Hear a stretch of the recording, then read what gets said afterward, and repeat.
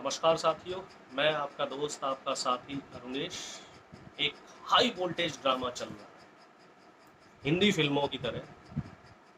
एक स्टेट की पुलिस आती है, एक आदमी के घर पे बदसलूकी होती है उसके साथ, उसको लेके जाया जाता है। दूसरे स्टेट की पुलिस उसको बीच में रोक लेती है और तीसरे स्टेट की पुलिस वो अपहरण का मुकदमा दर्ज करती है। दो पार्टी इन्वॉल्व है। बड़ा ही हाई वोल्टेज ड्रामा रहा, 2 दिन 3 दिन का। आरोप लगे, प्रत्यारोप लगे, बहुत सारी बातें हुई, बहुत सारे नाटकीय घटनाक्रम हुए और फाइनली घुमा फिरा के देखा जाए तो जो रिजल्ट है, उसका परिणाम है, वो शून्य रहा।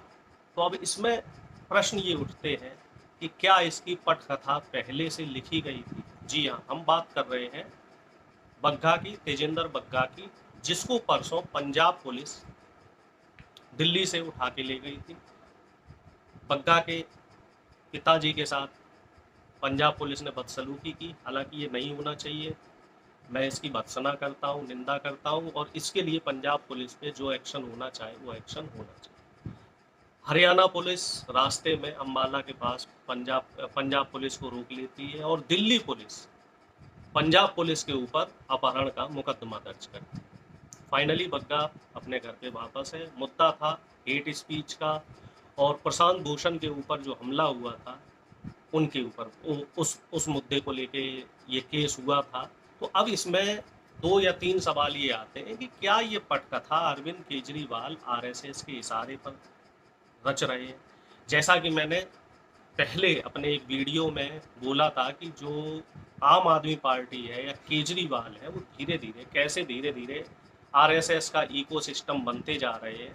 और इस पे आप, मैं डिस्क्रिप्शन इस लिंक में डाल दूंगा, उस वीडियो को आप देख सकते हैं। उसको मैंने विस्तृत रूप से बताया था। और इसी तरह का जो एक हाई वोल्टेज ड्रामा है, ये भी 2 दिन 3 दिन चला। तो पहली चीज तो ये है, किसी दूसरे स्टेट की पुलिस जब किसी दूसरे स्टेट में आती है तो उसको वहां की पुलिस के साथ ही जाकर अपराधी को या अभियुक्त को पकड़ना होता है। आप ऐसे किसी दूसरे स्टेट में घुसकर किसी आदमी को बिना वहां की पुलिस की रजामंदी के नहीं उठा सकते। तो मुझे ये समझ में आता है, केजरीवाल देखिए बहुत अच्छे अभिनय करता है, मोदी जी भी बहुत अच्छे अभिनय करता है और आरएसएस दोनों को कठपुतलियों की तरह इस्तेमाल कर रही है। कुछ लोग मेरी बातों से सहमत नहीं भी हो सकते हैं, लेकिन अगर आप मामले की तह पे जाएंगे तो आपको समझ में आएगा कि ये पटकथा पहले से स्क्रिप्टेड थी, पहले से इसकी स्टोरी लिखी गई थी कि आप आना, पॉलिटिकल स्टंट करके, फिल्मी स्टंट करके बग्गा को उठा के ले जाना। हरियाणा पुलिस, क्योंकि वहाँ पे बीजेपी की सरकार है, वो वहाँ उतर रोक लेगी और दिल्ली पुलिस वापस आके उनको छुड़वा लेगी और अपहरण का मुकदमा हो जाएगा। कहावत ये है, वही कहावत चरित्रार्थ हो रही है, चित भी मेरी, पट भी मेरी और सिक्का अगर खड़ा है तो वो मेरे बाप।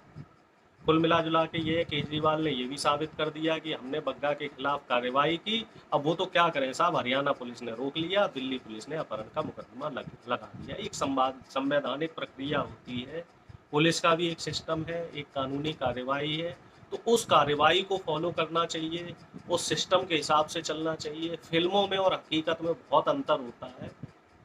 हकीकत में नियम कानून के हिसाब से आप चलेंगे तभी चीज़ें ठीक से चल सकती है। लेकिन पिछले कुछ दिनों से ऐसा देखने में आ रहा है कि हकीकत से कहीं ज़्यादा परे चीज़ें चल रही हैं। किसी स्टेट की पुलिस आती है किसी दूसरे स्टेट में, रजामंदी हो गैर रजामंदी हो, किसी भी पॉलिटिकल लीडर के ऊपर अटैक कर रही है। अभी हम बग्गा की बात कर रहे हैं, इससे पहले जिग्नेश मवैनी के साथ भी यही हुआ था। आसाम पुलिस उनको पकड़ के ले गई थी, फिर कोर्ट की फटकार के बाद उनको छोड़ा गया। हालांकि वो अलग मुद्दा है, उस पर हम किसी और वीडियो में चर्चा करेंगे। आज जो चर्चा का केंद्र है वो है तजिंदर बग्गा, आम आदमी पार्टी और भारतीय जनता पार्टी। तो क्या इसमें बहुत सारी इसमें चीज़ें हैं, तो इन पे क्या बातें, क्या कंक्लूजन हमारा निकल के आता है।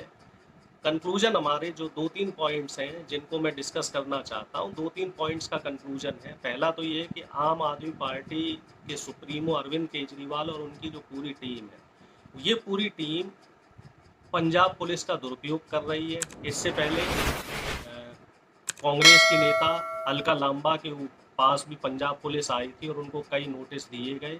अब इससे आप एक नई तरह की राजनीति शुरू करने वाले हैं। जैसे भारतीय जनता पार्टी ने पिछले 8 सालों में नफरत की राजनीति शुरू की है, तो इसी तरीके से आप एक नई राजनीति शुरू करने वाले हैं। आप एक नई राजनीति शुरू कर रहे हैं, यहाँ की पुलिस जाए, वहाँ से आदमी को उठा के ले आए, यहाँ के स्टेट में उधर का केस हो जाए, यहाँ से वो हो जाए, वहाँ से ये हो जाए। जैसे बीजेपी ने एक राजनीति शुरू की थी नफरत की। नफरत राष्ट्रवाद के नाम पे, कि आपके खिलाफ अगर कोई बोल रहा है तो वो देशद्रोही है, वो हत्यारा है। और आम आदमी पार्टी अब खेल रही है पुलिस पुलिस। एक स्टेट की पुलिस दूसरी स्टेट की पुलिस से लड़ रही है, एक स्टेट का केस है वो दूसरे स्टेट में रजिस्टर किया जा रहा है। ये बिल्कुल ही एक क्या बोला जाए, फिल्मी स्क्रिप्ट। और बीजेपी और आम आदमी पार्टी दोनों मिलके इस स्क्रिप्ट को रच रहे हैं। एक सांप नाथ और दूसरा नाग नाथ, एक डाल डाल और दूसरा पात। अब इसमें कई सारे सवाल उठते हैं कि जो और प्रमुख विपक्षी दल हैं तो उनकी यहाँ पे क्या भूमिका है, उनको यहाँ सक्रिय रहने की ज़रूरत है। और इस तरह की अगर कोई चीज़ें होती हैं तो कोर्ट में जाने की ज़रूरत है और दबाव बनाने की ज़रूरत है। और इसमें मैं आपसे, जो तजिंदर बग्गा का केस हुआ है, इसमें मैं आपसे सिर्फ 2 ही बातों में ये बात ख़त्म करना चाह रहा हूँ। पूरी कहानी स्क्रिप्टेड थी। इस कहानी की तह तक जाएंगे तो आपको सारे षड्यंत्र एक परतों दर परत खुल के नज़र आ जाएंगे। मैं अपनी बातें यहीं ख़त्म कर रहा हूँ। अगर आप मेरी बातों से सहमत हैं तो अपने कमेंट ज़रूर देना, कमेंट बॉक्स में अपने सुझाव ज़रूर देना। और अगर आपको लगता है किसी और मुद्दे पे बात होनी चाहिए तो वो मुद्दा मुझे बताएं। चैनल को सब्सक्राइब करें, वीडियो को शेयर करें, और हाँ, ज़्यादा से ज़्यादा लाइक, कमेंट और शेयर करवाएं। और मेरा जो ट्विटर आईडी है आप उस पर मुझे फॉलो कर सकते हैं, यादव अरुणेश, YADAVARUNESH। बहुत बहुत धन्यवाद। आपका दिन शुभ रहे, स्वस्थ रहें, मस्त रहें, सजग रहें। और जो झूठी खबरें चल रही हैं, झूठे पुलिंदे गढ़े जा रहे हैं, जो फिल्मी स्टंट किए जा रहे हैं, इनका लुत्फ लें, इनको एंजॉय करें। इनके जो भ्रमजाल है, चाहे वो भारतीय जनता पार्टी का हो, चाहे वो आम आदमी पार्टी का हो, उसके भ्रमजाल में बिल्कुल न फंसे। जय हिंद,